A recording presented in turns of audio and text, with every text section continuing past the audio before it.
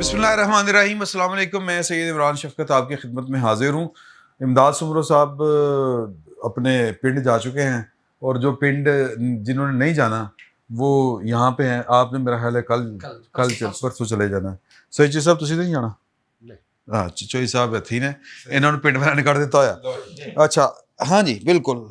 तो मामला जो है चोई साहब, वजाज साहब और बाकी सब दोस्त, वो मैं उनसे गुजारिश कर दूं कि संजीदा है, बड़े खौफनाक हैं जी। इस वक्त अगर हम ज़रा खुली डुली बात करें तो पाकिस्तान की इस्टेब्लिशमेंट की और पाकिस्तान की अदलिया की, जो हमेशा जुट बरादरी रही जिनकी, उनकी आपस में खै बखै चल रही है। और इस खै बखै में जो शहजाद घेबा साहब हैं, आज उन्होंने बड़ी अच्छी बातें की हैं। आइडियल्स उन्होंने सारी गुफ्तगू की है। उन्होंने कहा मौलवी तमीज़ुद्दीन से ये शुरू हुआ और जो मदाखलत है इस्टेब्लिशमेंट की वो उन्होंने यही पढ़ा होगा। हाँ, और वो कहते हैं कि जी कि मुझे लगता है कि अब जान छूटने वाली है। छूटने वाली जान सर। उस तो बाद वैसे सब्जेक्ट सही चोई साहब का है मैं पर्टिकुलर जुडिशरी, वो जुडिशरी पे जाहिर है, नहीं जाहिर है वो तो साहब जो है वो सनद का दर्जा रखते हैं। लेकिन जहाँ जो दो एक आईनी इदारा है और एक सर्विस है, उसके बारे में जो कहा जा रहा है, मेरे ख्याल में ये किताबी बात है।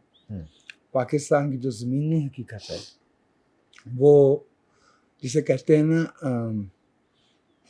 इट वॉज फोरटोल्ड, ये तो हमारे हार्ड वायर्ड है। हमें जो मुल्क ही मिला था उसमें हमें 17% रिसोर्सेज और 33% आर्मी मिली थी ब्रिटिश इंडिया की। और हमें सियासी शौक से या उन्होंने ज़बरदस्ती थी जी, वो यहाँ रहते थे, इस इलाके में से उनका ताल्लुक था, वो हमारे हिस्से में आ गए। ठीक, तो हमें किसी ने दी नहीं है, आ गई। We ask for it. ठीक, क्योंकि इस पाकिस्तान में तो नहीं थी। हाँ, जो मैं अर्ज़ कर रहा था वो ये है कि जो हमारी दूसरी बदकिस्मती थी वो थी सियासी कुफ्तों का मजबूत ना होना। जिस इलाके में हम हैं यहाँ पे सियासी रवायत मजबूत नहीं थी। यहाँ पे सरकार नवाजी की सियासत होती थी और हो रही है। और जहाँ पे मजबूत थी उनको हमने अलग कर दिया, अक्सरियत को कर दिया ना। हाँ। और उनको हमने चलने तो नहीं दिया 25 साल। जी। अब सूरत ये है कि जो हो रहा है वो है कारपेट वार। हाँ। अपने लिए ज्यादा स्पेस का झगड़ा, और ये बहुत डेंजरस है। ये बहुत डेंजरस है क्योंकि हम इसमें किसी की हमायत या मुखालफत इसलिए भी नहीं कर सकते कि इसमें कोई किसी का भी जो है ना वो नुकसान हो। At the end of the day वो हमारा नुकसान है। जी ठीक नहीं, लेकिन लड़ाई करने वालों को ये एहसास नहीं है। उसकी वजह ये है कि देखिए, जो लोग सरकारी मुलाजिम होते हैं या जो लोग सरकार अवाम के पैसों से तनख्वाह लेते हैं, उनका सियासी मुफाद उनके टेन्योर तक होता है, उनकी लेगेसी नहीं होती। वो इस मुल्क के पॉलिटिकल इकोनॉमिक फ्यूचर से उनका लेना देना नहीं होता।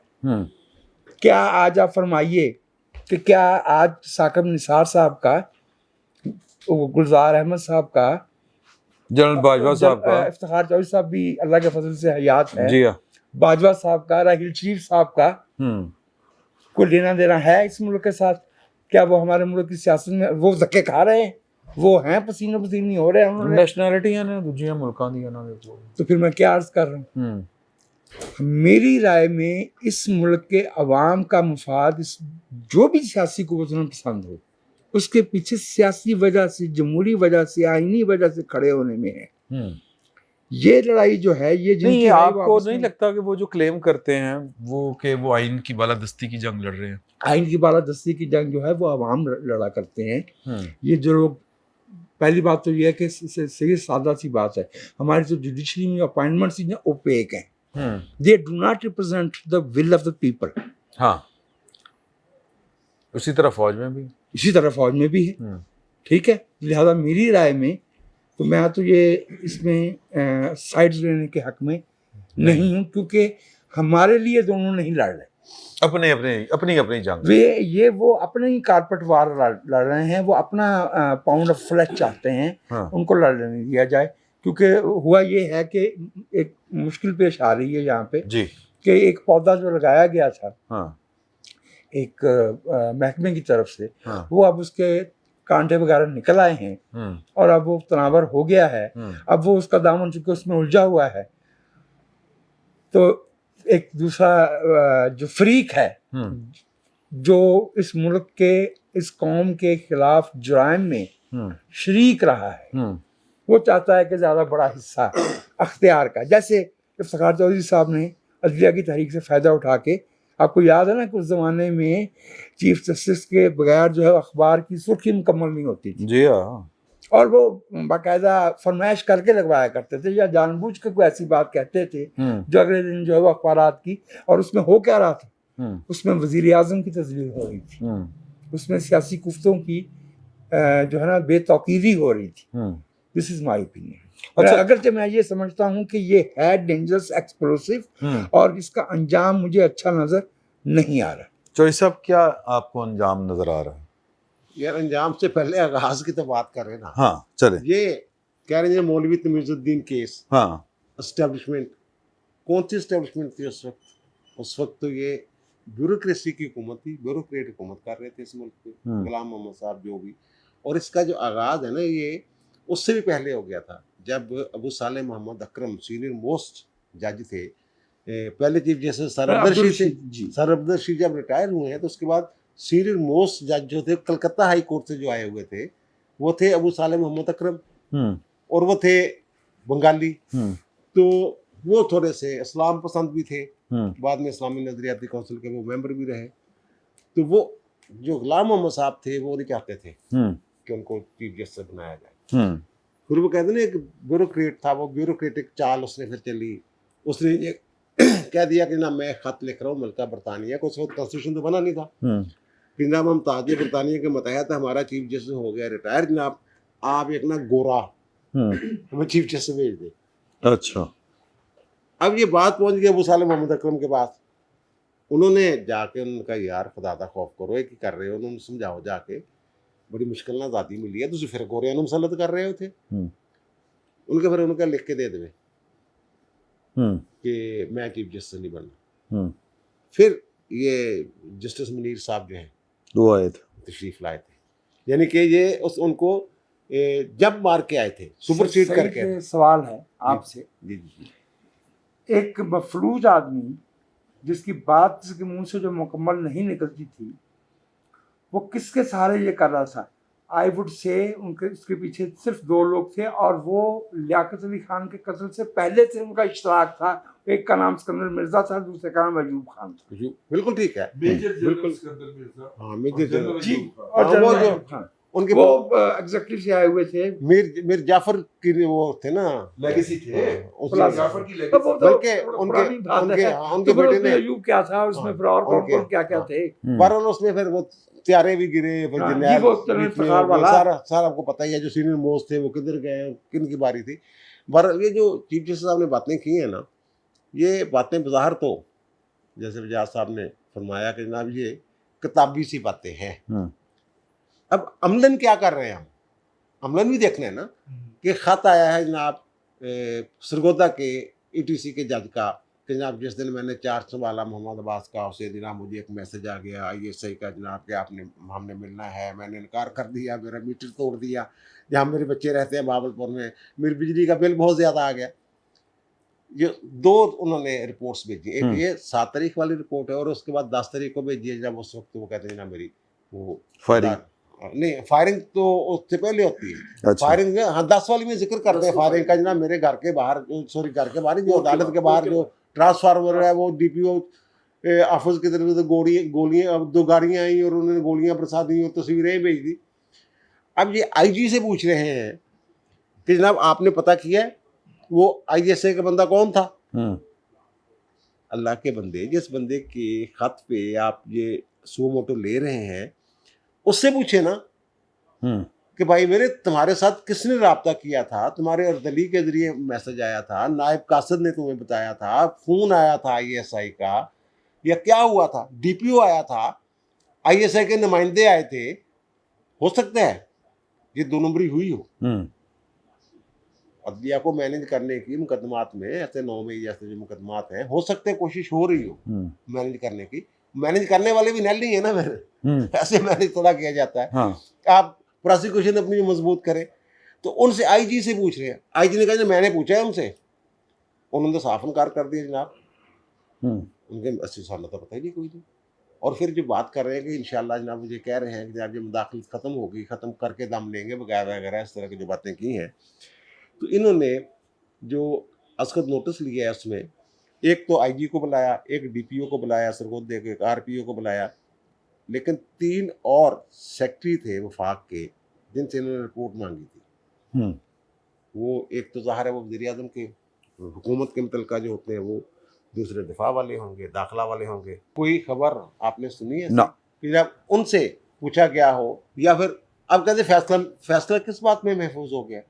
ना तो शोकाज हुआ, ना फर्द जुर्म हुई, ना कुछ, किस बात पे वो। और एक दिन रह गया, उनका दिन भी गुजर गया, क्योंकि अब पार्लिमानी कमेटी ने मंजूरी दे दी है। तो उसके बाद क्या रह गया पीछे? जब एक जज प्रोनाउंस हो गया कि ही इज बीइंग एलिवेटेड, ठीक है ना, तो जज इन मेकिंग नहीं हो जाता, फिर तो वो कोर्ट नहीं करता। सर ये देखे, शाहद बिलाल हसन साहब जो हैं उनके साथ ही उनकी भी नामजदगी हुई है। उन्होंने अपनी सारी काज लिस्टें अगले जो भी तारीखें वगैरह थी कैंसिल कर, क्योंकि काज लिस्ट नहीं जारी हुई इतने दिन। और ये साहब बैठे हुए, हम अजमत सईद साहब पे बड़ी तनकीद करते हैं, जब उनका ये नामजदगी हुई थी उन्होंने भी काम छोड़ दिया था। यानी जज के ऊपर तो ये रवायत रही है कि नहीं करते वो जज जो है वो काम छोड़ देते हैं, प्ले कर रहे हैं। अब ये जो हो रहा है, जो कह रहे हैं जो इंसाफ और कानून की बालादस्ती कायम करनी है और ये इनको अदारों को पता नहीं क्या कर देना है। एक तो ये कि ये फैसला मैंने आपके सामने रखा है कि इसमें क्या किया उन्होंने, यानी इतना मजबूत मैटर आया जनाब उनके सामने, और वो खुद ही ये एक तरह से आप कहते हैं जजमेंट भी दे रहे हैं। बीच में जो पहला ऑर्डर जारी हुआ इंटरम, उसमें ये कह रहे हैं कि जो जज है ना मोहम्मद अब्बास साहब, उनकी शोहरत बड़ी अच्छी है, बड़े ईमानदार हैं, बड़े मेहनती हैं। यानी पहले ही जो मुद्दई है, शिकायत कनिंदा है, उसकी तारीफ कौन जज करता है? और ओपन कोर्ट में भी यही कह रहे हैं, और ये सबको पता है। और ये सबको पता है सर, ये सबको पता है। एक्स कैडर में जिनकी तैनाती होती है जजों की, उनके बारे में ये एडमिनिस्ट्रेशन कमेटी, एडमिनिस्ट्रेटिव कमेटी और चीफ जस्टिस क्या सोच रहे होते हैं?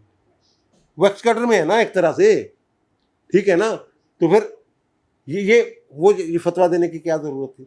और फिर जो इन्होंने वो हरकत की है शाहद करीम साहब ने और चीफ जस्टिस साहब ने, जो ट्रिब्यूनल्स का नोटिफिकेशन जारी किया, जी हाँ, मैं कर लूँ बात? हाँ, करें। जो ट्रिब्यूनल्स का नोटिफिकेशन जारी किया, ये मेरे ख्याल 26 या 27 तारीख को मई को फैसला महफूज होता है। उससे दिन आर्डिनेंस आ जाता है। आर्डिनेंस में जनाब होता है कि जनाब हाजिर सर्विस जजेस जो हैं उनके साथ रिटायर्ड जजेस जो हाई कोर्ट के, उनकी भी ट्रिब्यूनल के तौर पर तैनाती हो सकती है। और उसके लिए हाजिर सर्विस के लिए चीफ जस्टिस से मुशावरा ज़रूरी है, और उससे नहीं। अब जब ये जजमेंट आ गई थी, ये एक तयशुदा असूल है कि जनाब जो कानून है वो जज की आस्तीनों पे लिखा होता है, यानी अजबर होता है, उसको बताने की ज़रूरत नहीं होती। और जब ऑर्डिनेंस आ गया था और फैसला महफूज था, तो फिर इसको रीओपन नहीं होना चाहिए था केस को। और फिर इन्होंने जो कहा जनाब, उसमें ये लिखा हुआ है कि जनाब with the consultation of chief justice, और कंसल्टेशन से मुराद जनाब होती है कि जनाब वो गल लाजमी होनी नहीं है, मौसर मुशावरत, मीनिंगफुल। ये कहाँ से लिया है इन्होंने? ये सरकार से नहीं, ये नहीं, उससे पहले वो सजाद अल-जहाद ट्रस्ट, हाँ, वो ठीक है ना, 20 मार्च 1996 की तशरीह कर दी थी मुशावरत की। लेकिन उसके बाद उसी से रिलेटेड एक प्रेसिडेंशियल रेफरेंस आया जो लगारी साहब ने भेजा। कोई जजों का इसी तरह तनाज़ा था, नाम भेजे हुए थे, और ये जो है ये तकरीर नहीं कर रहे थे और फटा सटा डाला हुआ था इन्होंने। तो फिर सदर ने ये रेफरेंस में पूछा अदलिया से कि भाई साहब ये बताएं कि आपके जजमेंट के मुताबिक तो जो कंसल्टेशन है, जो सिफारिशात भेजनी चीफ जस्टिस ने, वो ओके है, और वज़ीर आज़म तो सिर्फ एक डाक खाना है। तो क्या सदर जो है वो डायरेक्ट जो है वो नोटिफिकेशन जारी कर सकता है? मंजूरी दे सकते हैं, यानी काबीना को बाईपास करके। हाँ। ये जज इनके साथ तनाज़ा था, सजाद अली शाह वगैरह के साथ, इन्होंने भी ये डिक्लेयर किया नो, ये नहीं हो सकता, खिलाफ ज़ाब्ता नहीं होना, हाँ। जो होना है ज़ाब्ते के मुताबिक। और ये कह रहे हैं it should be deem to, यानी ये तसव्वुर कर लिया जाए कि जो नोटिफिकेशन जारी करना है इलेक्शन कमीशन ने, तो ये तसव्वुर कर लिया जाए कि जनाब नोटिफिकेशन हो गया है, जो 8 नाम भेजे हैं हाई कोर्ट ने। हालांकि उन 8 नामों में से 2 नामों का तो पहले तकर्रर हो चुका था, सुल्तान तनवीर सुल्तान का और सरदार सरफराज डोगर का, पीछे रह गए 6।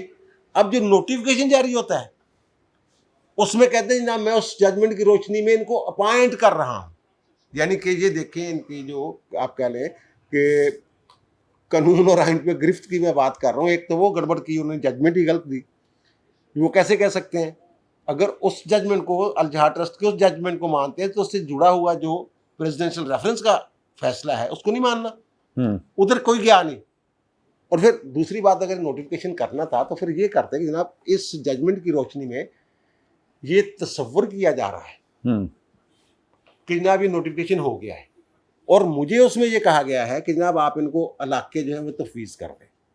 यही था ना, इलाके तफवीज़ किए रहे इन्होंने, ये नोटिफिकेशन होना चाहिए था, ये होना चाहिए था कि मैं इनको अपॉइंट कर रहा हूँ। उसने तो अपॉइंटमेंट का कहा ही नहीं, उसने बाकायदा लिखा हुआ 6 ट्रिब्यूनल्स, 6 न्यू ट्रिब्यूनल समझ रहे हैं या हाई कोर्ट का जज? हाँ, ये बड़ा अहम नुकता है।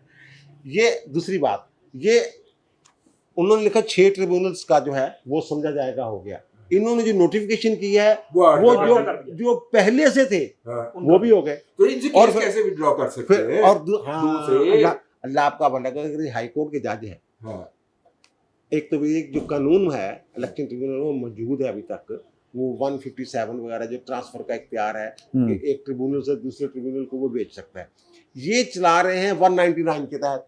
ये चलना है सिविल प्रोसीजर कोड के तहत जी, ये जो कार्रवाई होती है, और इसमें टेक्निकलिटीज बहुत ज्यादा होती हैं। अब 2 बंदे उसने भेजे हुए हैं, लगा दिए हुए हैं, जफर इकबाल साहब और अब्दुल शकूर पराचा साहब। अब इख्तियार या तो वो पहले कानून का लदम करें, कानून मौजूद है कि जनाब वो ट्रांसफर वाला, और फिर दूसरा ये भी कानून मौजूद है कि किसी भी जज से जब वो कॉग्निजेंस ले ले, नोटिस जारी कर दे, हाई कोर्ट का जज जो है, चीफ जस्टिस उससे केस ट्रांसफर नहीं कर सकता। यहाँ तनवीर साहब जो हैं, तनवीर सुल्तान तनवीर साहब, वो नारोवाल के एरियाज के केस सुन रहे थे, हसन इकबाल वगैरह, ये वो लेके शाहिद इकबाल के हैंड ओवर कर दिए। ये कैसे, ये उनके शाहिद करीम साहब सॉरी, उनके हैंड ओवर कैसे कर सकते हैं ना। और दूसरी ये बात कि शाहिद करीम साहब अपनी जजमेंट में खुद ये हुक्म दे रहे हैं कि मुझे अपॉइंट कर दिया जाए बतौर ट्रिब्यूनल, क्योंकि लिस्ट में उनका नाम चल। ये कैसे हो सकता है? ये कैसे हो सकता है? यानी ये तो वही है ना कि जब क्या नाम है उनका, अयूब खान जब जो फील्ड मार्शल डिक्लेयर हुए थे, किसी अखबार ने सुर्खी लगाई जनाब कि सदर मुमलकत ने अपनी काबीना से रिक्वेस्ट की कि मुझे फील्ड मार्शल मुकर्रर कर दिया जाए, मुझे ओहदा दे दी जाए। यार ये क्या बात है? ये वो क्या कहते हैं, वो इंटरेस्ट का जो टकराव, कॉन्फ्लिक्ट ऑफ इंटरेस्ट, ये वो नहीं है। यानी अगर किसी ने एतराज नहीं भी किया आपने तो फिर भी अब ये कह रहे हैं जो भी ये सारी चीज़ें हैं ना, फैसले जो भी हो रहा है, इस्लामाबाद हाई कोर्ट और लाहौर हाई कोर्ट, ये जो मामला हो रहे हैं सारे, ये एस्टेब्लिशमेंट के साथ लड़ाई है या नहीं है? कानून और आइन के साथ लड़ाई जरूर है। ये आइन में जो लिखा हुआ है, जो कानून में लिखा हुआ है, आपने उस पर अमल करना है। अगर आइन ये कहता है कि जनाब ट्रिब्यूनल जो है इनके तकर्रर का इख्तियार इलेक्शन कमीशन के पास है, तो आप वो करें। अगर कानून ये कहता है कि जनाब ट्रांसफर जो है, जो लेकिन मसला है ना चौधरी साहब, तशरीह भी तो इन्होंने ही करनी है ना। यार तशरीह रहने संजय कानून रीराइट थोड़ा करना, रीराइट करके नहीं रीराइट जेड़ा कीता वो हले तक गाला पै रही जिन्होंने भी कीता, वो 63 वाला नहीं पै रही बंदेयाल साहब, ठीक है। और यार एक माड़ा यार मेरे वर्गा रिपोर्टर जेड़ा माड़ा मोटा जिन्हों माड़ी जी हाउ नो टाइप है ਇਹਦੀ कानून दी, वो कह रहा है यार रीराइट, वो सेल्फ एक्सप्लेनेटरी सी, ਉਹਦੇ ਚ खुद लिखा है कि अगर बंदा वोट नहीं देगा, अपनी पार्टी की क्यादत की मर्जी के खिलाफ जाएगा, अदम एतमाद में या एतमाद में या फिर वोट ਉਹਦੇ ਵਿੱਚ बजट ਵਿੱਚ ਜੇ जाएगा, ਉਹਨੇ खुद लिखा ਉਹਦਾ ਕੀ ਸਲੂਕ ਹੋਣਾ, ਉਹਦੇ ਲਿਖਿਆ। ਇਹ ਕਹਿੰਦੇ ਨਹੀਂ ਜਨਾਬ ਵੇਖੋ ਤਾਂ ਵੋਟ ਹੀ ਨਹੀਂ ਕੰਸੀਡਰ ਹੋਣਾ। वोट तो और ਜਦੋਂ ਵੋਟ ਹੋਏਗਾ ਵੋਟ ਹੀ ਨਹੀਂ ਹੈ वो कोई नहीं हुआ। ਤੇ ਸਜ਼ਾ ਕਿੱਦਾਂ तो ਹੋਏਗੀ? बेसिकली ਹੁਣ ਸਾਰੇ ਇੱਕ ਹੋਰ ਸੁਣੋ, ਮੈਂ ਮਾਫੀ ਚਾਹਤਾ ਸਾਰੇ ਦਾ ਟਾਈਮ ਮੈਂ ਲੈ ਗਿਆ। हाँ हाँ ਹੁਣ ਜਿਹੜੀ ਵੀਡੀਓ ਲੀਕ ਹੋਈ 15 ਮਿੰਟ 16 ਮਿੰਟ ਪਤਾ ਨਹੀਂ ਕਿੰਨੇ ਸੈਕਿੰਡ ਦੀ ਇਮਰਾਨ ਖਾਨ ਸਾਹਿਬ ਦੀ ऑडियो ऑडियो ਆਡੀਓ, ਠੀਕ ਹੈ ਨਾ, ਉੱਤੇ ਤਕਰੀਰ ਫਰਮਾ ਰਹੇ ਨੇ और बड़े फखर ना कर खबर रहे हैं, सुप्रीम कोर्ट ठीक है में आ ना। रहा है। आज उसमें कोई तकरीब थी वहाँ मेरे ख्याल सुप्रीम कोर्ट की सुप्रीम कोर्ट की चीफ साहब ने कहा ये यहाँ से नहीं लीक हुई, अच्छा। हमारे पास से नहीं हुई, हाई कोर्ट से सुप्रीम कोर्ट से नहीं हुई। अतर मनीला साहब ये फरमा रहे हैं, इसमें क्या हर्ज है? अगर लीक हो गई है तो क्या हर्ज है? ये ओपन कोर्ट की कार्रवाई थी तो इसमें क्या हो गया? अब मैं एक और बात बता दूं, ये मुझे सुप्रीम कोर्ट के एक जज ने बताया। उसने कहा कि मैं ये कोर्ट नंबर 2 या कोर्ट नंबर 1 की प्रोसीडिंग कमरे में बैठ कर सुन रहा था। जजों को ये सहूलत हासिल है कि वो किसी भी कोर्ट की जो प्रोसीडिंग है अपने चैम्बर में बैठ कर सुन सकता है। यानी कि जो जज है, लेकिन अतर मनीला साहब तो उस टाइम ਉੱਥੇ बैठे थे। अमला तो होएगा नहीं यार। हाँ उस कमरे ਜਿਹੜਾ ਚੀਫ ਦਾ ਚੈਂਬਰ ਆ ਜਾਂ ਜੋ ਇੱਕ ਜੱਜ ਦਾ ਚੈਂਬਰ ਆ ਜਿਹੜਾ, ਉੱਥੇ ਇੱਕ ਫੈਸਿलिटी मौजूद है। आप चोर की दाढ़ी में तिनका देख रहे हैं। मैं ये कह रहा हूँ कि मैं नहीं कह रहा क्या मसला है, मैं सिर्फ ये कह रहा हूँ कि कमरा है, ये कमरा है, यहाँ ये हमें सहूलत हासिल है कि 1 2 3 4 5 जो भी जिसकी हम समात सुनना चाहें, जो अंदर कार्रवाई हो रही है वहाँ बैठ के सुन सकते हैं। और ये अगर हर्ज नहीं है तो फिर अमला भी कर सकता है। हो सकता है अमला जो है ज़ाहिर है वो जज साहब जो खुद तो बटन बुटन नहीं दबाते होने, वो अमला ही आके बटन बुटन दबाता होना, कहते ना जिदा कहने यार टीवी चलाना, ठीक है ना, वो भी कहता होना यार जरा रूम नंबर 1 की कार्रवाई तो सुनाना जरा। वो जो तो कार्रवाई सुनाने वाले जेडे हो ये भी कर सकते ने काम। तो एक सवाल मैं करना चाहता हूं। सर जी, ये जो मुदाखलत वाला मामला चल रहा है, मलिक शहजाद साहब ने कहा कि अदालती अमूर में मुदाखलत हो रही है, क्या चीफ जस्टिस साहब की तरफ से, शहजाद मलिक साहब की बात कर रहा हूँ, ये जो इन्होंने ट्रिब्यूनल अपॉइंट कर दी है, ये इलेक्शन कमीशन के इख्तियार में मुदाखलत नहीं है? बिल्कुल यही तो मैं रो रहा हूँ। इस मामले पे क्या इस मामले पे रेफरेंस फाइल किया जा सकता है? पीटीआई को कोई फायदा हो सके? ये जो ट्रिब्यूनल्स वगैरह हैं जो भी, मैं इसमें एक बात आपकी बात में ऐड करना चाह रहा हूँ। देखिए बात ये है कि मुझे एक सीजन्ड वकील ने बताया, उसने कहा कि इंतखाबी उज़रदारी लिखना किसी एवें बंदे का काम नहीं हुंदा, चंगा भला कंपीटेंट वकील चाहिए।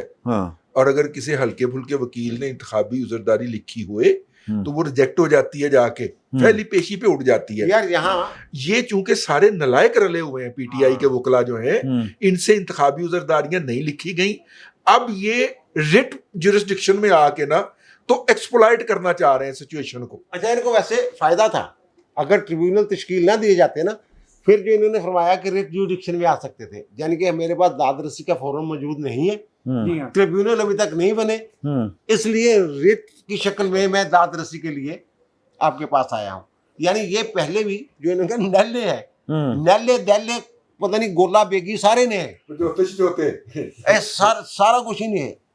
अच्छा, ये जो टेक्निकल ग्राउंड्स पे बात करना, सैयद अकरम नवानी ये वो सारे इनके 2 नंबर डिग्रियों वाला केस था, वो टेक्निकल ग्राउंड्स पे उठा था। उसके साथ एक बयान अल्फी देना, जो आकस में देना, एक सर्टिफिकेट देना होता है, वो हनफ पे देना होता है, ये इन्होंने सादा दिया हुआ था। अच्छा, ना सिर्फ उसके बाद उस वक्त, उसके बाद वाले इलेक्शन में भी उन्हीं वकीलों ने उसी सर चलो छोड़ो, ये तो पुरानी गल्लां ने। नूरुल्लाह साहब, आपको क्या लगता है कि ये लड़ाई अब किस करवट बैठेगी? कब ज्यादा नहीं बढ़ गया? अच्छा, बहुत सारी चीजें जजेस तो कुछ चीजें इन्होंने जिस तरह से जिक्र किया है, अब तो जजेस कहते हैं कि जनाब आप पहले बयान अल्फी दें, ठीक है, कि अगर आप अच्छा, ये पता नहीं कहाँ से आ गई हैं चीजें, किस हवाले से। एक कानून है, एक आइन है, लिखा हुआ है, उस पे के मुताबिक जब सवाल आया आप उसके मुताबिक जवाब दे दें। वो सही बड़ा, हमें तो शुरू से वही सुनने में आ रहा है कि जज अदालत में बैठ के कह देते हैं हम ज़मीर के मुताबिक फैसला करेंगे, मतलब ना कानून की जरूरत ना आइन की जरूरत, उन्होंने अपने ज़मीर के मुताबिक करना है। अब भी ऐसी चीजें हो रही हैं। और ये जो रिकॉर्डिंग वाली बात, फिक्र ले लीजिए, ये मौजूदा चीफ जस्टिस जो आउट गोइंग है, ये कहता है हम खुदा को जवाब दें, भाईजान तुसी आइन दे तहत हलफ टुक चुके हैं, ठीक है ना, आपने, मेरा मतलब है कि जवाब दे तो सारे ही लोग हैं, वो आपका जाती फेल है, आप खुदा को जवाब दें। जवाब देने ਅੱਛਾ ਜਿਹੜੇ ਮੁਦਾਖਲਤ ਕਰ ਰਹੇ ਨੇ ਉਹ ਅੱਲਾ ਨੂੰ ਜਵਾਬ ਦੇ ਨਹੀਂ ਆਈਜੀ ਨੂੰ ਗੱਲ ਕਹਿ ਰਹੇ ਕਿ ਤੂੰ ਜਿਨ੍ਹਾਂ ਨੂੰ ਖੁਸ਼ ਕਰ ਰਿਹਾ ਤੂੰ ਇਹਨਾਂ ਨੂੰ ਜਵਾਬ ਦੇਣਾ ਆਖਰਤ 'ਚ। ਇਹਨਾਂ ਨੂੰ ਸ਼ੁਕਰ ਹੈ ਕਿ ਆईजी मेरे ਨਾਲ ਹੱਲਦਾ नहीं ਸੀ नहीं तो ਪੁੱਛਦਾ अम्मी लाड ਤੁਸੀਂ इमरान खान जवाब देना। नहीं, लेकिन आपको याद है कि एक साहब थे जो बहुत जोर दे के एक बात कहा करते थे कि जान अल्लाह को देनी। हाँ शायद अच्छा मसला जो ये बात है हाँ शहरियार अफरीदी। अच्छा मसला जी ये है कि लोगों से बयान हल्फी मांगे जा रहे हैं। इवन वो जो रिकॉर्डिंग आई है, बाकी रिकॉर्डिंग किसने की कैसे आगे वो तो अपनी जगह बात है, लेकिन रिकॉर्डिंग भी तो बड़ी मज़ेदार सी है ना कि उस पॉलिटिकल लीडर को बताया जा रहा है कि आप बहुत बड़े लीडर हैं, आपके तो करोड़ों फॉलोअर्स हैं, आपके तो करोड़ों फॉलोअर्स हैं। उन्होंने जजमेंट में भी लिखा अच्छा, हुआ है। मतलब मैंने अपने नोट में अच्छा वो पूछा जा आपने रहा पढ़ा है, पूछा जा रहा है कि सर आपने वो नोट पढ़ा है? हाँ मतलब क्या मजाक हो रहा है वहां वो? अच्छा वो- ये मजाक वो- नहीं है वो ये- मतलब पता नहीं पंचायत हो रही है, कोई जिरगा हो रहा है, वैसे ये अदालत की इजाजत के बगैर ना जो ये रिकॉर्डिंग है ये तौहीन अदालत भी है, ये रियासती कवानीन के तहत भी जुर्म है।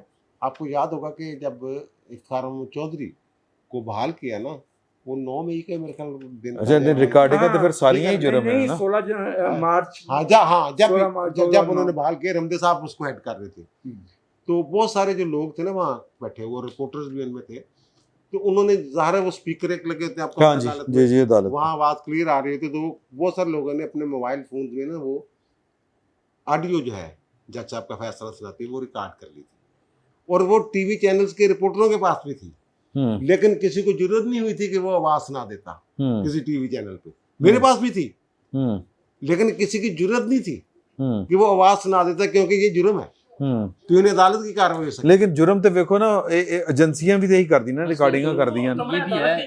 कमरा अदालत के नहीं नहीं अच्छा, हाँ जी, सर recording- प्राइवेट लाइफ में भी तो रिकॉर्डिंग तो जुर्म जुर्म है, ना। रिकॉर्डिंग वो तो भी जुर्म है, लेकिन शाह साहब मेरा तो पॉइंट उसमें ये है कि असल में जो बातें हो रही हैं क्या हमने कहीं आइन और कानून के मुताबिक कभी चलना है या इसी तरह से बातें होती रहेंगी और इनका सोल्यूशन क्या है, फाइनली इनका सोल्यूशन यस वजाहत साहब जैसे बात कर रहे थे कि ये आई डोंट नो किसने की कि ये जजेस की अपॉइंटमेंट जैसे हुई है वो भी अवाम के जरिए तो अवामी हाँ, नुमाइंदगी वजाहत के साहब तहत कर तो नहीं है। यार ना ऐसे पार्लियामेंट के जरिए जिस जज की बात हो रही मसला- है जज की बात हो रही है ये एजाज चौधरी साहब चीफ जस्टिस थे लाहौर हाई कोर्ट के हाँ तो यार मैंने गुस्से दबा था नहीं, आप इजी रहे। नहीं नहीं हाँ ये लाहौर हाई हाँ मुस्कुरा के ये ना chief justice Lahore high court के। अब मेरे पास ना वो जो उस वक्त ये बहुत बड़ी एक रिपोर्टर की अचीवमेंट समझी जाती थी ना उसने जो ज़ेरे गौर नाम है ना जो नाम भेजनी है लिस्ट वो लिस्ट निकाल दी उसने मैंने लिस्ट निकाल ली जो कि जनाब कौन कौन जो है वो ज़ेरे गौर है ये है वो है। उसके बाद मैं आया एडवोकेट जनरल ऑफिस तो वहाँ हनीफ राणा साहब होते थे वो बाद में advocate general additional advocate general थे। उन्होंने मुझे कहा कि यार एक मुंडा बड़ा चंगा है शहजाद गेबा वहाँ का पिंडी का तो मैंने कहा चीफ ਨੂੰ ਕਹਿਣਾ ਸੀ ਦੱਸਣਾ ਸੀ ਚੀਫ ਨੂੰ ਤੁਸੀਂ ਕਹਿੰਦੇ ਹੋ ਕਿ ਬੜਾ ਅੱਛਾ ਮੁੰਡਾ ਹੈਗਾ ਕਹਿੰਦੇ ਯਾਰ ਨਹੀਂ ਉਹ ਔਖਾ ਜਿਹਾ ਬੰਦਾ ਵਾ ਤੇ ਗੱਲ ਠੀਕ ਨਹੀਂ ਹੈਗੀ ਨਾ ਉਹਨੂੰ ਮੈਂ ਜਾ ਕੇ ਗੱਲ ਕਰਾਂ चीफ ਨੂੰ ਚੀਫ ਔਖਾ ਜਿਹਾ ਬੰਦਾ हाँ ਮੈਂ ਕਿਹਾ ਅੱਛਾ ਹੁਣ ਮੈਂ ਨਾ ਬਣਾ ਕੇ ਨਾ ਖਬਰ ਹੁਣ ਮੈਂ ਇੱਕ ਤਰ੍ਹਾਂ ਦੇ ਕਹਿ ਲਓ ਕਿ ਸਾਫਤੀ ਬਾਦਿਆਂਤੀ ਕਹਿ ਲਓ ਜਾਂ ਫਿਰ ਆਪਣੇ ਜਿਹੜੇ ਨੂੰ ਮੈਂ ਆਪਣੇ ਬਜ਼ੁਰਗਾਂ ਦੀ ਜਗ੍ਹਾ ਰੱਖਦਾ ਸੀ ਕਟਾਣਾ ਸਾਹਿਬ ਨੂੰ ਉਹਨੂੰ ਸਮਝ ਲਓ ਜੋ ਵੀ ਮੇਰੇ ਦਿਨ ਚ ਹੈ ਮੈਂ ਖਬਰ ਲਾ ਕਿ ਇਹ ਨਾਮ ਜਿਹੜੇ ਨੂੰ ਲਿਸਟ ਤੇ ਆ ਰਿਹਾ ਫਾਈਨਲ ਆ ਆਖਰ ਦੇ ਲਿਖੇ ਤਾਹਮ ਯਦਰੀ ਇਸਨਾ ਪਿੰਡੀ ਦੇ ਵਕੀਲ ਨੇ ਪਿੰਡੀ ਦੇ ਸ਼ਹਿਜ਼ਾਦ ਅਹਿਮਦ ਗੇਬਾ ਸਾਹਿਬ ਪਿੰਡੀ ਗੇਬ ਦੇ ਨੇ ਉਹਨਾਂ ਦਾ ਨਾਮ ਵੀ ਜ਼ੇਰੇ ਗੌਰ ਆ ਬਾਕੀ ਕਨਫਰਮ ਕਰਤੇ ਜ਼ੇਰੇ ਗੌਰ ਆ ਮੈਨੂੰ ਦੂਸਰੇ ਦਿਨ ਜੱਜ ਨੇ ਬੁਲਾ ਲਿਆ ਉਹਨੇ ਕਿਹਾ ਤੂੰ ਇਹ ਕਿੱਥੋਂ ਨਾਂ ਲਿਆ मैं कटाने ने दिता उनके बंदा चंगा मैं कहा सर पता नहीं चंगा कि नहीं पता करवा लो उसके बाद लिस्ट में इसका नाम था तो फिर ਤੁਹਾਨੂੰ नहीं बढ़ना चाहिए था ना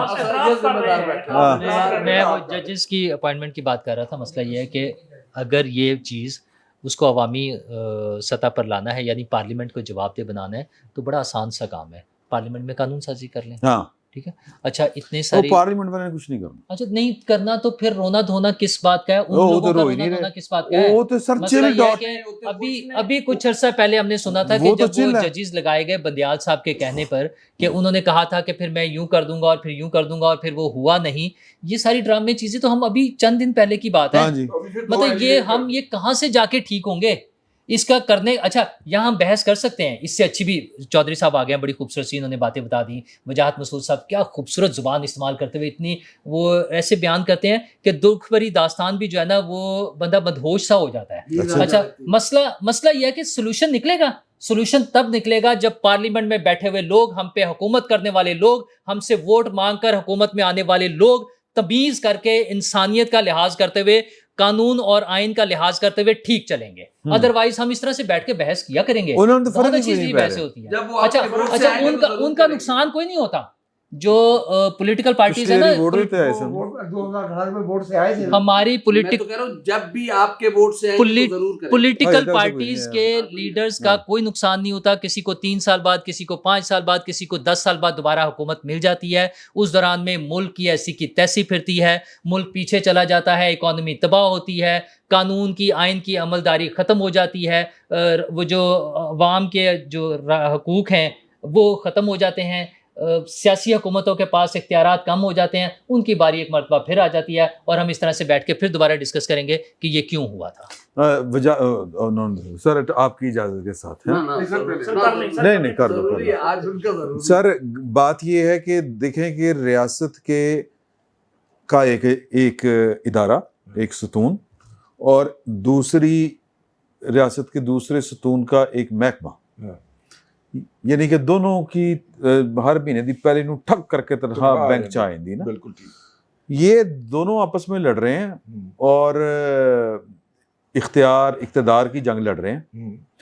सर ये लड़ाई मुकेगी किस तरह? देखिए सारे नहीं लड़ रहे, मैं तो ये बात समझता हूँ अदलिया में सारे इनके हामी नहीं हैं। चलो जितने भी हैं, ठीक है। हाँ। अदलिया को आपने ढेर कहा, लगा अभी इन्होंने पूछा कि जनाब वो उसकी लेगेसी कहाँ है, साकिब निसार की या बाकी लोगों के नाम लिए इन्होंने। बदरजा ये उत्तम उन्हीं की लेगेसी है, ये उन्हीं की गलाजत है फैलाई हुई, ये उन्हीं का गंद है जो छोड़ के गए हुए साकिब हैं। निसार की लेगेसी एचएसएम कॉलेज पहुंच गई है, वो रिपोर्ट आई है ना। जी साकिब निसार की बच्चे को हेड बॉय बनवाने के लिए उन्होंने प्रिंसिपल की ऐसी की हुई है, प्रेशराइज करते हैं। और बच्चे का बाप जो था वो है जो टिकट बेचता हुआ रंगे हाथों पकड़ा गया, और बच्चे का बाप वो है जिसके लिए दिया हुआ है और असल इशू के ऊपर बात नहीं करता बाबर सत्तार। वो उसको ये रिकॉर्डिंग कैसे हुई, यानी जुर्म हुआ, कत्ल हुआ, लेकिन इस कत्ल की रिकॉर्डिंग किसने की? पहले उसको पकड़ के लाया जाए। उसने मकतूल से पूछा था, उसने कातिल से पूछा था, यार मतलब गुस्सा ही चढ़ जाता बंदे ਨੂੰ ऐसे टू लाना ताकि लोगों को पता चले कि ऐसे ਜਿਹੜਾ ना जज साहब दी हां टू ला देना, टू लाना है। ठीक भाईजान बात ये है कि आपने हमें एक नहीं बल्कि साडी टू लवाणगे टू जनाब इमरान शफकत जंदानी साहब ने एक किस्सा सुनाया था। इनके चीफ रिपोर्टर होते थे राशिद भट्ट साहब। ठीक है, राशिद भट्ट साहब ने डीजीपीआर से सरकारी नंबर वाली गाड़ी मंगवाई और कहा कि सारे रिपोर्टर जो है ना प्रेस क्लब से वो जाएंगे मरी सैर करने के लिए। खैर वो जैसे भी पहुंचे, एक अलग दास्तान है, मरी पहुंच गए और मरी से इन्होंने रॉन्ग साइड से वन वे की खिलाफ वर्जी करते हुए वैगन एंटर कर दी और जीपीओ के सामने पहुंच गए। और जीपीओ के सामने उन्हें एक पुलिस वाले ने रोका। ठीक है, तो जब पुलिस वाले ने उनको रोका तो अब राशिद भट्ट साहब नीचे उतरे, उन्होंने पुलिस वाले को थप्पड़ रसीद किया और कहा कि इसने कायदे आज़म को गाल कढ़ी है। सही वाकया, अल्लाह बख्शे, ये वाकया ठीक है। इसने कायदे आज़म को गाल ही दी है। और तमाम जर्नलिस्टों ने नीचे उतर के उस पुलिस वाले को बेचारे को मारा जो कह रहा था आप रॉन्ग साइड से आए। ये जितने जज इस वक्त जिनको ठीक है एस्टेब्लिशमेंट की मुदाखलत का, इनकी तमाम अच्छा नहीं रजी साहब मुदाखलत भी तो है, कैटेगरी निकाल के देख सर। हाँ। ये मुदाखलत का ही नतीजा है, ये जिनको अब मुदाखलत सूझ रही है ना। हाँ। किसी का भाई जर्नैल है और किसी का कुछ है, ये सारे खुद बदाती तौर पे, यानी एक जज जो मुदाखलत ही है, एक जज जो है वो हाई कोर्ट बार एसोसिएशन का सदर होता है, ब्लैकमेल करता है, कहता है मेरा नाम अकेले का जाएगा और इसीलिए जाएगा, और वो जज मुंतखब होता है, मुकर्रर होता है, being the president Islamabad high court bar association. वो हमें अब आजादी इजहार की बात, ठीक है, ये वो खुद, ये सारे वो हैं जिन्होंने नीचे उतर के ये नारा लगाया कहने के आजाद में गाल कटी। टू टू मैं बोली जाऊँ मेरे ख्याल में पूरे प्रोग्राम पे टू लगानी चाहिए आपको। मैं बात तुझे समझोगे मौजू मेरे ख्याल में थोड़े से हम हटे हैं। अच्छा। और वजाहत साहब ने बहुत अच्छी गुफ्तगू की है, ठीक है, कि ये एक ताकत की वो लड़ाई है और मेरे ख्याल में सिर्फ एक जानिब से लड़ाई का आगाज भी हो रहा है और उसका इजहार भी हो रहा है। एक जानिब से। शुक्र है कि दूसरी जानिब से अभी खामोशी है। अच्छा, अगर उधर से जवाब आया तो फिर सोचे क्या होगा। खुदा करे कि उस जवाब आने से पहले इसमें मुदाखलत की जाए। इसमें मुदाखलत की जाए। और लेकिन ये इन्होंने कहा ये नहीं आखिर की आई हुई है, मतलब सर देखें आईने असल में जो आखिर वाली बात है ना, हाँ, आखिर वाली बात है अत खुदादा बैर वो नहीं अत तो कोई नहीं है। अच्छा, ये अगे बढ़ा यार, इन्होंने हुण अचानक ही याद आ गया। क्यों इसलिए याद आ गया कि इन्हों का ख्याल ये आ, ਉਹਨਾਂ ਦਾ ਖਿਆਲ ਇਹ ਹੈ ਜਿਹੜੇ ਮੁਦਾਖਲਤ ਕਰ ਰਹੇ ਆ ਕਿ ਉਹਦੀ ਸਿਆਸਤ ਮੁੱਕ ਗਈ, ਉਹਦੇ ਦਾਣੇ ਮੁੱਕ ਗਏ ਜਿਹਦਾ ਨਾਮ ਇਮਰਾਨ ਖਾਨ ਆ। ਔਰ ਇਹਨਾਂ ਦਾ ਖਿਆਲ ਹੈ ਜਿਹੜੇ ਸੋਸ਼ਲ ਮੀਡੀਆ ਤੋਂ ਮੁਤਾਸਰ ਜੱਜਸ ਨੇ ਕਿ ਉਹਨੇ ਫਿਰ ਆਣਾ, ਫਿਰ ਆਏਗਾ कि सानू मौके मिलेंगे। और पेशावर में मिला ना, पेशावर में मिल गया। हाँ, जस्टिस इब्राहिम, एक चीफ जस्टिस, सुन लो, एक चीफ जस्टिस यार, चीफ जस्टिस वो एक ट्रिब्यूनल दा चेयरमैन बन गया, मतलब एक सेशन मेडिकल तो निचली है उसे कबूल क्यों करते ने? उथे लिखिया हुंदा एक फिकरा कि आखिरी तनख्वाह जेड़ी वसूल कीती ओदे बराबर मुराद और तनख्वाह मिली 3 साल ਲਈ ਉਹਨਾਂ ਨੇ ਲੈ ਲਈ। यानी कि ਉਹਦੇ ਫਿਕਰਾ ਲਿਖਿਆ ਹੁੰਦਾ ਜਿੱਥੇ ਉਹਨਾਂ ਰਿਟਾਇਰਡ ਜੱਜ ਲੱਗੇਗਾ ਤੇ ਉੱਥੇ ਲਿਖਿਆ ਹੁੰਦਾ ਉਹ ਜੱਜ ਸਾਹਿਬ ਆਪਣੀ ਸਰਵਿਸ ਦੇ ਦੌਰਾਨ ਆਖਰੀ ਤਨਖਾਹ ਜਿਹੜੀ ਲੈ ਰਹੇ ਸੀ ਨਾ 12 ਲੱਖ ਰੁਪਏ, ਉਹ ਤਨਖਾਹ ਮਿਲਦੀ ਰਹੇਗੀ। ਪੈਨਸ਼ਨ ਵੀ ਲੈਂਦੇ ਰਹਿਣਗੇ 70% ਯਾਨੀ ਕਿ 8-9 ਲੱਖ ਰੁਪਏ ਹਾਂਜੀ ਪੈਨਸ਼ਨ ਵੀ, ਤੇ ਉਧਰੋਂ ਵੀ ਜਿਹੜਾ 12 ਲੱਖ ਰੁਪਏ ਜਿੰਨੀ ਵੀ ਉਹ ਲੈ। ਅਸਲ ਸਰ ਸਿਰਫ ਇੰਨਾ ਹੈਗਾ ਕਿ ਜਿਹੜਾ ਜਨਾਬ ਹੁਣ ਅਸੀਂ ਨਾਲ ਇੱਥੇ ਮਸਬਾਦੀ ਦੀਆਂ ਮਿਸਾਲਾਂ ਮੌਜੂਦ ਆ ਨਾ, ਇੱਥੇ ਮੌਲਵੀ ਅਨਵਾਰ ਅਲਗ ਸਾਹਿਬ ਹੁੰਦੇ ਸੀ ਜੱਜ ਹਾਈ ਕੋਰਟ ਦੇ, ਉਹਨਾਂ ਨੇ ਟੈਡੀ ਵਾਲਾ ਆਰਫ ਟੈਡੀ ਵਾਲਾ ਕੇਸ ਜੋ ਬਰੀ ਕੀਤਾ ਉਹਨੂੰ ਜ਼ਰਦਾਰੀ ਸਾਹਿਬ ਨੂੰ, ਤੇ ਬਾਅਦ ਦੇ ਵਿੱਚ ਜਦੋਂ ਜ਼ਰਦਾਰੀ ਸਾਹਿਬ ਸਦਰ ਆਏ ਉਹਨੂੰ ਸੈਕਟਰੀ ਲਾ ਦਿੱਤਾ ਉਹਨਾਂ ਨੇ। मौलवी अनवार अलग मुदाखलत पे बात वो हो। अच्छा चलो, ਉਹ ਨਹੀਂ ਉਹ ਮੌਲਵੀ ਅਨਵਾਰ ਅਲਗ ਤੇਰਾ ਯਾਰ ਜਿਹੜਾ ਸੀ, हाँ ਜਿਹੜਾ ਤੇਰਾ ਸਵਾਰਸ਼ੀ ਸੀ ਇੱਕ ਬਹੁਤ ਵੱਡੇ ਕੰਮ ਵਿੱਚ यार, मेरे ख्याल में मंसूर का इसमें जस्टिस मंसूर, मौलवी अनवार लग चीफ जस्टिस ऑफ पाकिस्तान जनाब काजी फायज ईसा साहब को मुदाखलत करनी चाहिए और जो हमारे की मुदाखलत करनी चाहिए, मतलब इस मामले को सर इल्जामात को रोकना चाहिए। सदर जरदारी साहब जो हमारे यार वो जज जब सियासत कर रहे हैं तो सियासत का क्या हल निकाले ना, क्या अगर सर देखिए अगर ये मुदाखलत करें तो इनके खिलाफ आप रेफरेंसेस भेजें और कार्रवाई करें। अगर मुदाखलत हो रही है सर देखें तस्वीर के दोनों रुख देखने चाहिए, एक रुख ना देखें। आइन ने हदूद क़यूद मुकर्रर की हैं, हमें कम से कम उसके अंदर रहना होगा। और मुझे तो इस बात से डर लग रहा है कि अगर दूसरी तरफ से रिएक्शन आया, जो कि बहुत अच्छी बात है, पॉजिटिव साइन ये है कि दूसरी तरफ से खामोशी है। जजेस किसी न किसी तकरीब में किसी न किसी जगह अपने राय का इजहार कर लेते हैं, जैसे chief justice Lahore high court ने आज किया, लेकिन दूसरी तरफ से नहीं आर्मी चीफ कर लेता है यार, नहीं आर्मी चीफ सारे मतलब बोल रहे हैं इस तरह उन्होंने सर मेरी बात सुनो, इस तरह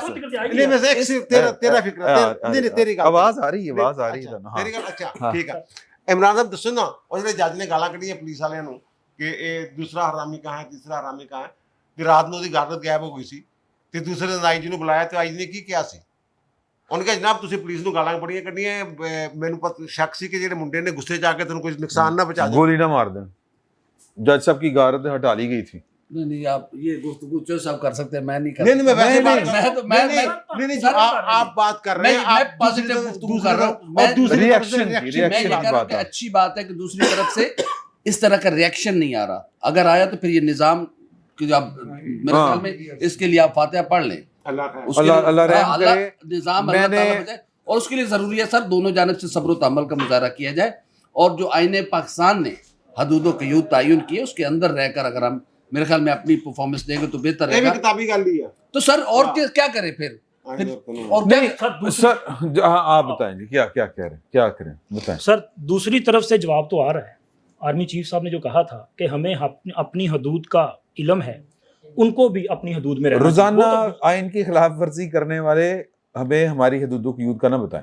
बिल्कुल ऐसे ही ये ये उन्होंने अभी कहा। अभी अभी chief justice Lahore high court साहब जो कह रहे हैं ट्वीट पे कहा था सर, तो सर नहीं वो उस पे कहा सर ऐसे ना करें आप, हर मामले में इमरान खान को ना लेके थले डालो आप। इमरान खान को अगर डिस्कस नहीं किया जा रहा तो अबू भी ले ले हाँ। ये आप कह सकते हैं, मैं तो थले मेरे ख्याल डालो। में ठीक है, चीफ साहब बात तो कर लेंगे ना। हाँ शकील साहब प्लीज करिए। यार बड़ा सियाना बच्चा है हाँ Thank शकील you, ना sir.